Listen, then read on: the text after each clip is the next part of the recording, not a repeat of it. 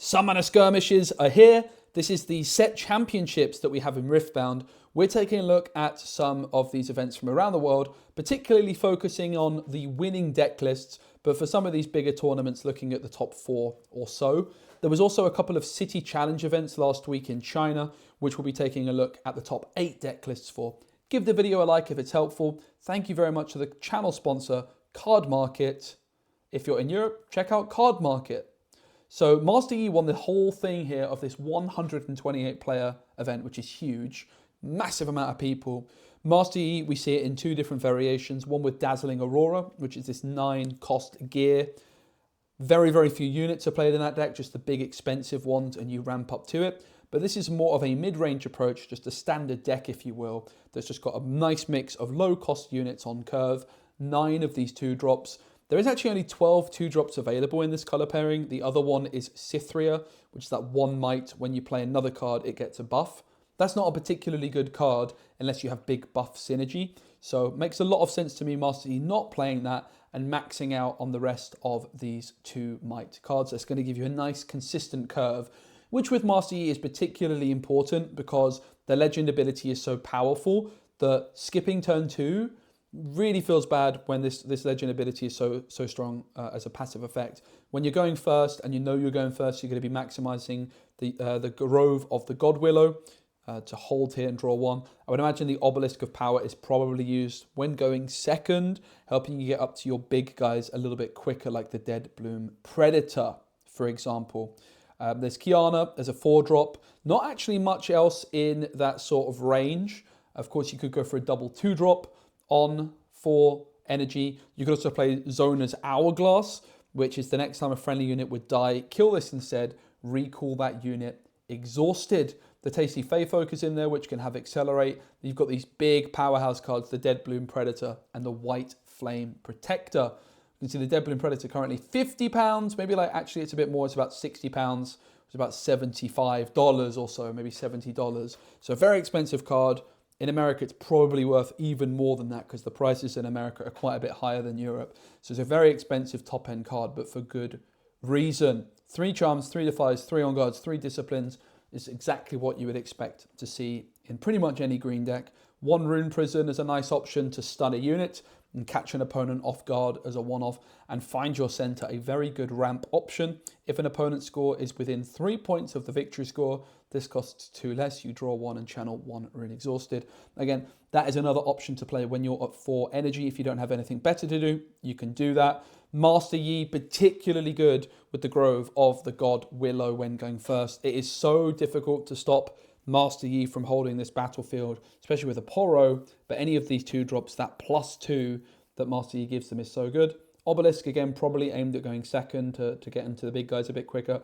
And then the battlefield, which units can't move from here to base, is a very strong anti-purple in particular.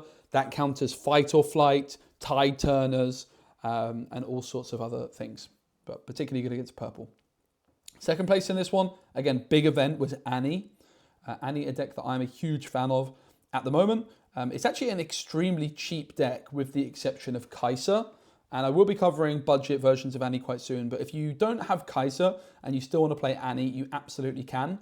But no surprises to see in an optimized tournament deck, 3 copies of Kaisa. Sneaky Deckhand is so good in this one as you play Sneaky Deckhand ready 2 runes after you play it, and you can protect it with things like Gust, maybe with Fight or Flight, Rebuke. And then there's quite an interesting 1 of Falling Star, 1 of Rebuke, 2 Flash, which you don't always see in these decks. Of course, that is an Annie card that you get in the Proving Grounds. So if you've got the Proving Grounds, you can slot it in quite easily. 3 Void Seekers is quite heavy. Void Seeker might be a card that you sideboard out. There is only 2 Noxus Hopefuls. I personally like 3. There's also 2 Pouty Poros. I also personally prefer 3, but this is 8 2-drops instead of 9. So a little bit risky, but cutting one of those Pouty Poros to make room for an extra card in the top end is a very interesting option. Obviously, you'd rather not play Vi on your first turn because of the power cost, but Vi is definitely a viable option to play. Ride the Wind, particularly good in these decks. Let's take a look at the sideboard. We've got Gust, Falling Star, Rebuke, Fading Memories, and 2 Veins. So mainly more of the same, but with Fading Memories being a bit of a tech card in there that is giving you a way of dealing with big things like a Dr. Mundo, which you'd otherwise be pretty screwed against. In terms of the battlefields, we see Zorn Warrens, but no copies of Scrap Heap, which I personally quite like. I've been trying the Scrap Heap stuff with Zorn Warrens, and I'm a little bit underwhelmed by it. It's definitely not bad, but I personally prefer it without it. Arena's Greatest when going first, and then the Dreaming Tree when going second. Third place at this one, of course, it was a massive event, so it would be wrong not to look at all the top four.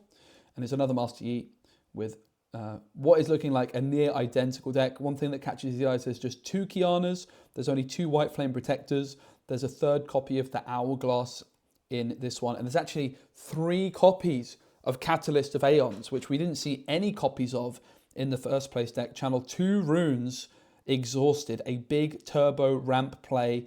And then the sideboard, we've got 2 Sabotage, 2 Unyielding Spirit. Sabotage very good against Dazzling Aurora. Unyielding Spirit can win you the game in a pinch, particularly in specific matchups like against Kaisa. Prevent all spell and ability damage this turn is a great response to Icarthian Rain. 2 Rune Prison, 1 more Kiana, 1 more White Flame Protector. All right, in fourth place, there was a Victor deck. This is using the yellow Victor, which is sort of the standard approach. It's also using the yellow seals, which is what we come to see. In terms of the 2 drops, there's the 2 Poros, 1 Sentry, 3 Soaring Scout, 2 Blast Confay. Not going for the Ravenbloom Student, which is interesting. Is there Stupefy? No Stupefy either. I personally think Stupefy is a bit too good not to play. And if I'm playing Stupefy, I would be personally gravitating towards the Ravenbloom Student. But it is quite interesting that Victor decks can actually go without the Student. There is probably a higher density of good 2 drops in this color combination than anywhere else. You've got the Poro, the Scout, the Watchful Sentry, the Ravenbloom Student. The Blast Confay, not a card that you're really going to be wanting to play unless you're hiding it. And of course, you can pay the power cost to hide with the Seal. There's 3 Faithful Manufacturers, 3 Vanguard Captains, 1 Sprite Mother, only 2 Machine Evangel, which is kind of interesting. When you're using the yellow Seal, I might expect to see the playset of those. It's a very strong card. 2 Watchers, 3 Call the Weak, 3 Hidden Blade, 2 Sprite Call, 2 Consult the Past, 1 Comment, 1 Decree, 2 Grand Stratagem, 2 Singularity, 1 Divine Judgment. This is a very like toolbox take on a Victor deck. Lots of high variety of cards. And a downside of this is you could argue that you're going to have less consistency. But I actually think it's a positive thing overall in Riftbound, because a lot of these cards are like combat tricks that you can do in your opponent's turn. And a lot of having just access to a wide range of different combat tricks and surprise plays is giving you a lot of surprise value in a game like Riftbound, where you can play cards in your opponent's turn. I think there's a lot of advantage to these 1 or 2 ofs. Like for example, in Disney Arcana, the main other card game I play, you can't really do much in your opponent's turn. And I don't tend to be a massive fan of like 1 or 2 ofs. But in this game, the decks are smaller. There's more surprise value. You can sideboard stuff out. So it's very interesting to see such an approach. Then in terms of the sideboard, there's like 1 Siphon Power, a Face Breaker, and also a couple of Shens as well. All right, moving on to the next deck list. We've got a 58-player tournament here at the Eggman Games, and this was won by a Master Yi player. This one also not using Dazzling Aurora. Now, of course, worth mentioning, Dazzling Aurora, a very expensive card, and when you're looking at local game store settings, you could argue maybe it's a budget thing, right? Like if you compare it to a big challenge event, like a big major event, budget you would not think is going to come into it. But we always have to consider that these are local game stores. People might be playing the decks partly due to not having access to everything.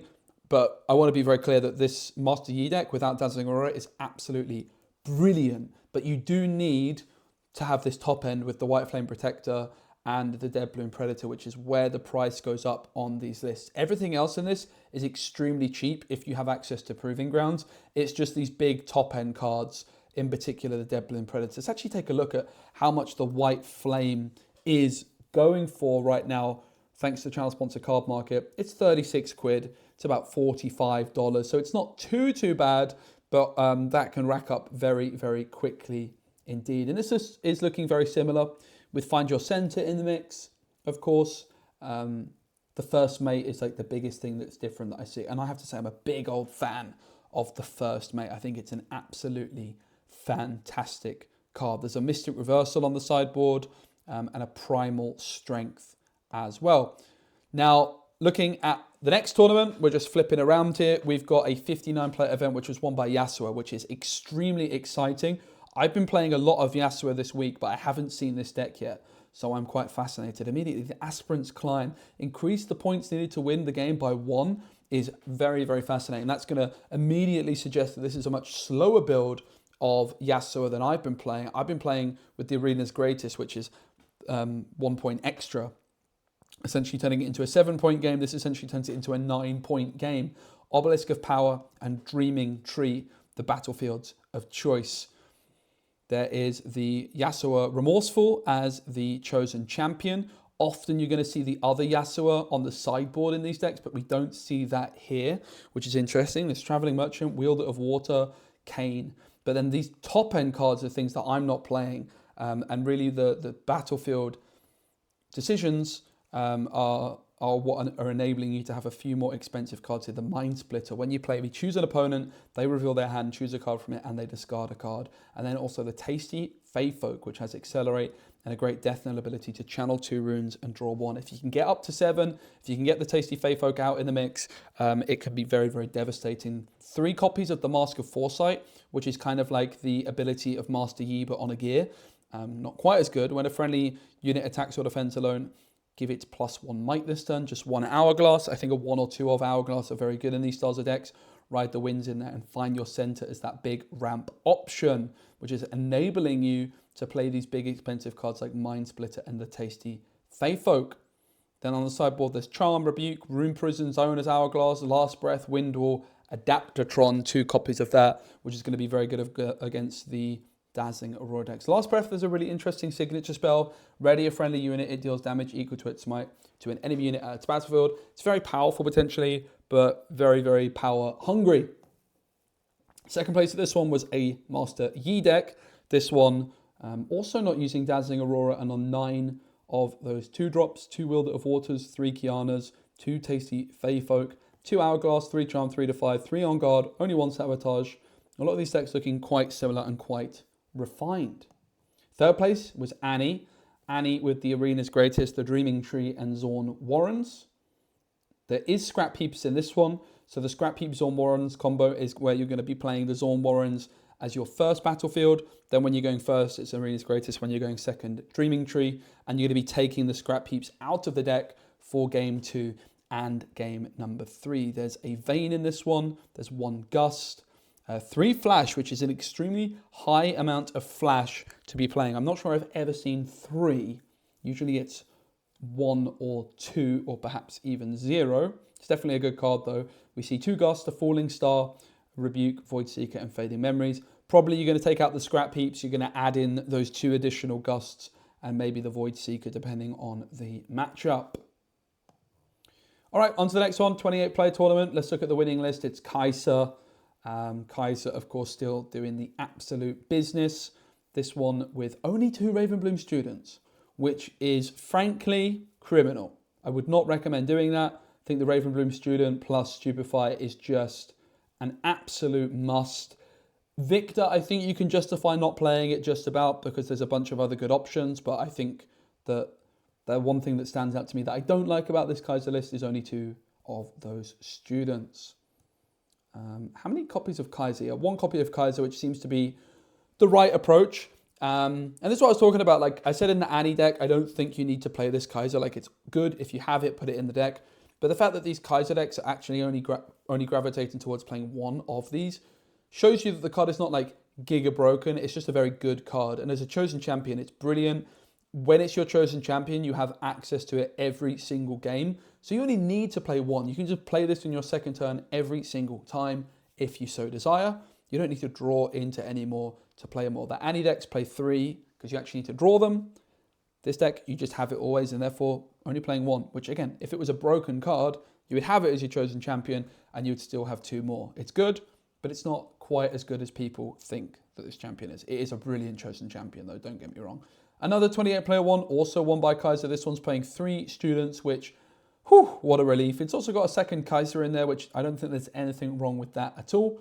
There is 2 cleaves, 2 retreats, heavy on the falling stars, which I definitely agree with. Only 1 Icarthian Rain seems a little bit light on it, but of course that we always have to consider when looking at these deck lists that could be budget related at this stage in the game. It is an extremely expensive card. Let's actually check Icarthian Rain on...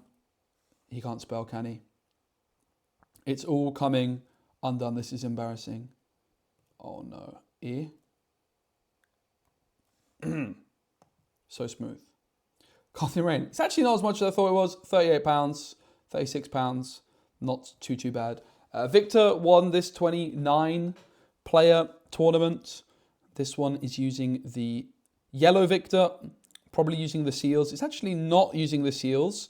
This looks, again, seals quite an expensive card to get your hands on. We always have to consider that. This one's using Soaring Scout, Watchful Sentry, and Student, which I like. I also really like the yellow Poro. I think if I'm playing Victor, I'm playing Student, Poro, and Soaring Scout, and maybe not the Watchful Sentry, which is definitely a little bit controversial. Watchful Sentry has great synergy with Call the Weak. Each player kills one of their units.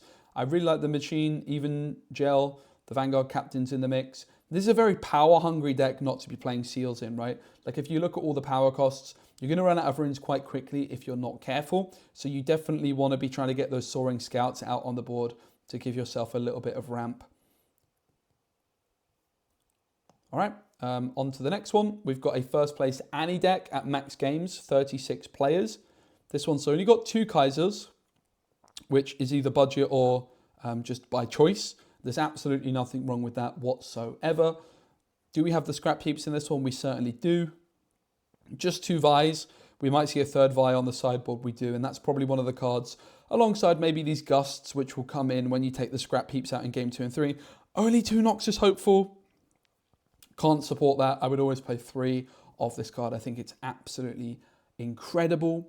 2 Darius, I think is very reasonable. 2 Flash, 1 Rebuke in the main deck, which you don't always see.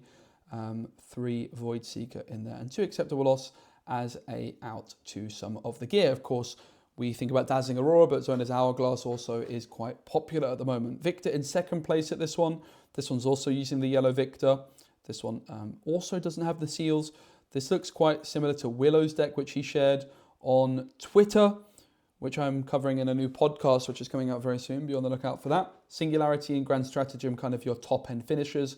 1 Rex as well. 1 Watcher. Again, if you don't have access to Watchers, the Grand Stratagem is a cheaper option to finish the games. The Cruel Patron is a card I really have to say I love. 6 Might, but you have to kill something. Very, very good with the Soaring Scout and with the Watchful Sentry. I don't know if I agree with playing the Cruel Patron unless you're playing the Soaring Scout and the Watchful Sentry, though. I think there's some nice synergy there to be had. 3rd place of this one was Kaisa. Pretty big event, this one. Just take a quick look at Kaisa. Most of them look quite similar. This one's not playing Time Warp. And then 4th place, I wanted to take another look at this Annie deck. This one's on 2 Kaisa as well. Only 1 Noxus Hopeful. Hopefully some Noxus Hopeful in the sideboard. No. Interesting. There's an Incinerate in the sideboard, which is a card I have to say I quite like. I think it's pretty good. I don't think it could be a bad sideboard option. 1 Invert Timelines in the main deck, as well as a Falling Star, a couple of Cleaves, and a couple of Gusts. First place at a 25-player event, Kaisa. This one's on the Watchful Sentries, just 1 Poro, 3 Noxus Hopeful. It looks like a very clean list. Lots of 3-ofs, but 1 Smokescreen, 2 Void Seeker. Only 1 Icarthian Rain. I would probably try and play 2, but there's a 2nd on the sideboard, which I think is very, very reasonable. First place at this one, 23 players, was Master Yi. This one without Dazzling Aurora, just a nice little curve. Only 1 Devlin Predator, showing that you can play this deck on a relative budget and just play with what you've got. It's still a solid deck. I also really think that Lee Sin is pretty good. I'm tempted to play Lee Sin this week, and we'll have to see. It's between Lee Sin and Yasuo for me, because I'm playing something budget-friendly. Kaisa, 22 players, took it down. 1 Legion Rearguard, which you don't see all that often. 2 Yordles. Couple of Megamechs, definitely a card I like a lot. Just pretty difficult to deal with in the mirror. Icarthian Rain, 2 Time Warp, greedy on the Time Warps. That's for sure. Another one, another Kaisa, 26 players. This one is on just 2 Poros.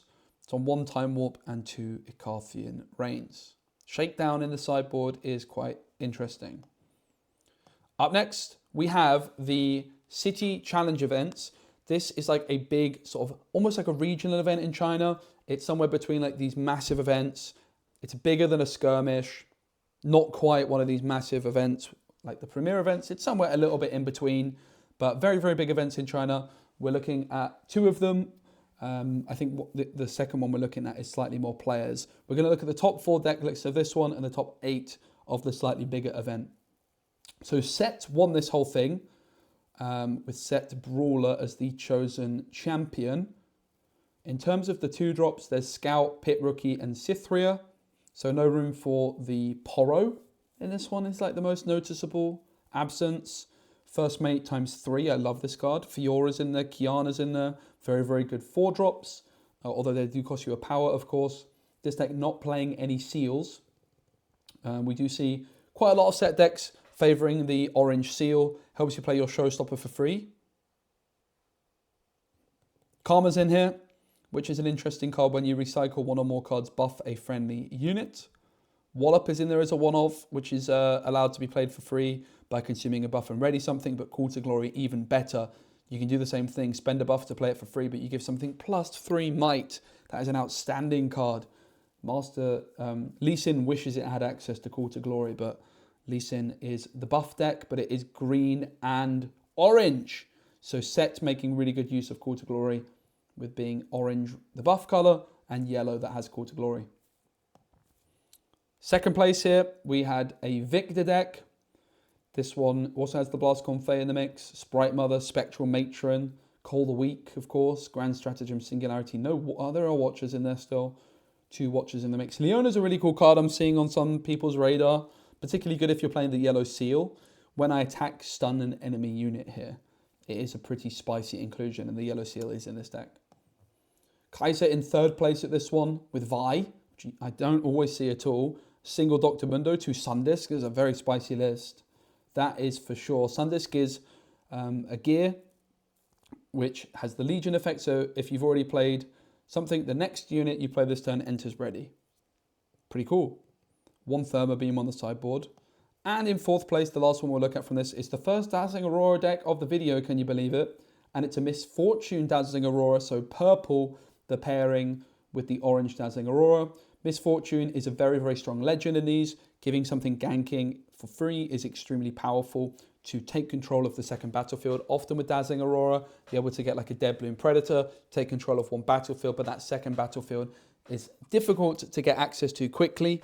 But giving something ganking can be such a big difference maker. And the chosen champion is also pretty damn good.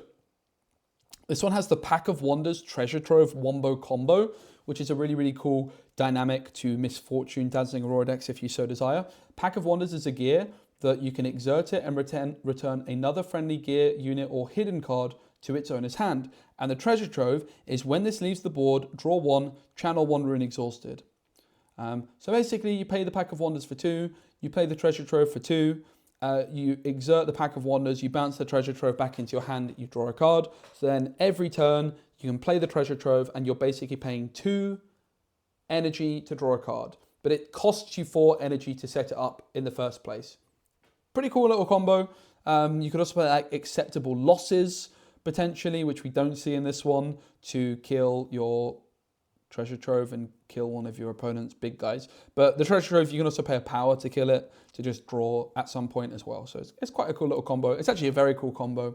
Very, very good in Dazzling Aurora Mirrors. Gives you something to do in the early game for lots of draw.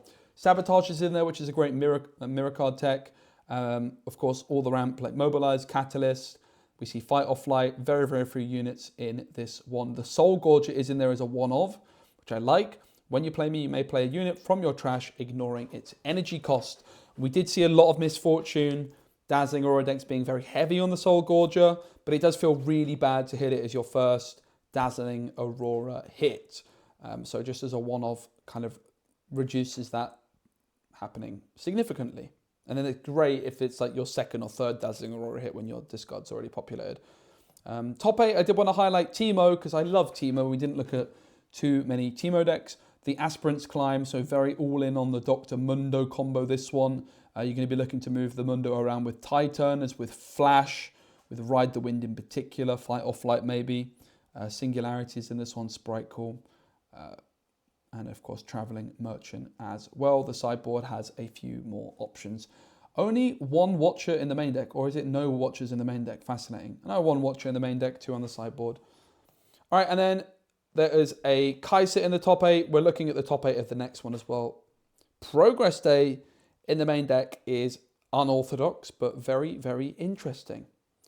There was also a set in the top 8 of this one with Fiora in the mix. The Trifarian Glory Seeker, 2 copies of that. 2 Snapvines in there. 1 Arena Bar, which isn't that many. 2 Sabotage. Face Breakers in the mix as well. Let's move on, though, to the bigger event that happened in China. Oh, no, let's not. I'm jumping the gun. There's an Annie deck as well. Annie with Draven and Teemo and Acceptable Losses and Rebuke. And that is an unorthodox list. That's a spicy, spicy list. Grove of the God Willow. Star Tip Peak. That is an unorthodox Annie list, I have to say. And now let's move on to the bigger event. 128 players in Shanghai. Kaisa took this one down. Huge event. Of course, this game's been out in China for a lot longer, so the players are more experienced. 9 2-drops, 2 Yordles, 2 Kaisers, 1 in the deck, 1 as the chosen champ. 3 Hopefuls, 3 Darius. I like the Mega Mech. 3 Watchers. This looks like a super clean list. You would imagine with 1 Icarthian Rain that there's going to be 1 more in the sideboard as well. There is. That is just a very solid list. I like the look of that one quite a bit, I gotta say. Second place was Victor with the Soaring Scout. Only 6 2-drops is extremely greedy. So greedy, but very, very fascinating. Of course, you can just spawn a token with the Victor, which I suppose mitigates the downside of missing curve with this deck quite significantly, because you always get a 1-drop guy, which, yeah, honestly, I can see actually being low on 2-drops in Victor decks now that I think about it. Harness Dragon is in there, which is not something you always see. 3 Singularities, Sprite Mother, Spectral Matron, Imperial Decree ×2. No seals in this one, which is important to note. Third place was also Victor, and this one has the Gemcraft Seer, which I've never seen anybody play. Other friendly units have vision, and it has vision itself. It does cost you a power. This one's got 3 seals. It's got the Blastcon Fae for a bit of surprise hidden value. The Spectral Matrons in the mix. The Evangel Commander Ledros. As you play me, you may kill any number of friendly units as an additional cost. Reduce my cost by power for each killed this way. It has Deflect and Ganking. 8 might is a lot of might. That is a very, very cool one-off. I like the look of it. 1 Singularity, 1 Divine Judgment. And a couple of Commander Ledros in the sideboard. Maybe a tech for Kaisa. Like Kaisa tends to struggle to deal with these big, chunky units that are that big. Top 4 Teemo. This one's heavy on the Mundos. 3 Dr. Mundos. The chosen champion being Teemo. 1 Scrap Heap is very unorthodox, I gotta say. Very interesting to see a single Scrap Heap. Not sure about that one, but of course you can discard it with the Traveling Merchant. Seems very risky. Don't think I like the sound of a single Scrap Heap, if I'm honest. The Harrowing is in here. It's a really cool card. You can discard a lot of your big guys with the Traveling Merchants, with the Zorn Warrens as well, such as your Mundo, and then you can summon it from your discard. The Harrowing, you do still have to pay the power cost, but you could pay basically a Dr. Mundo for 6 energy, 4 power, which honestly sounds pretty good. I love to see Nocturne in the sideboard with the Teemo Strategist. I love Nocturne. Super good in some matchups. Like against an Annie deck, a Nocturne can go such a long way. I love the Ember Monk as well. 1 copy in the main deck, 1 in the sideboard. 3 invert timelines. That is juicing up the Mundo like nobody's business. And of course, giving you lots of targets for the Harrowing. It gives you card draw, but it also disrupts your opponent's draw potentially, right? If they've got a bunch of cards in hand, if they have 6 cards in hand and you invert timelines, they have to essentially discard 2 cards and get a whole new hand. Misfortune was in the top 8 at this one. This one also playing Dazzling Aurora. You can't really play Misfortune with anything else. The deck just looks super mediocre. I do think it's one that has potential moving forward though. It's also on 1 Soul Gorge. It's on 2 Mountain Drakes. It's just a 10 might guy. 2 bullet times, 1 Sabotage for mirror matchups against other Dazzling Aurora decks is very, very good. Couple more decks. There's another Kaisa. 2 Noxus hopeful in this one, 2 Megamechs, which is a bit more than we always see. Progress Day in the sideboard. Another Misfortune, also with the Pack of Wonders Treasure Trove Wombo combo. It's got Volibear in the mix, of course. We see 2 Possession, 2 Gentleman's Duel, 1 Fading Memories in this one. That is a spicy setup for Misfortune. And finally, last but certainly not least, we've got another Kaisa in the top 8. This one's on 2 Yordles. And yeah, more of what we've seen before. But thanks everybody so much for watching the video. Thanks again to Card Market for sponsoring. If you did enjoy it, give it a like, subscribe for more, and see you on the next Riftbound Meta Report very soon. I think later this week, I'm going to do a video where I do the best deck for every legend, in my opinion. Bye.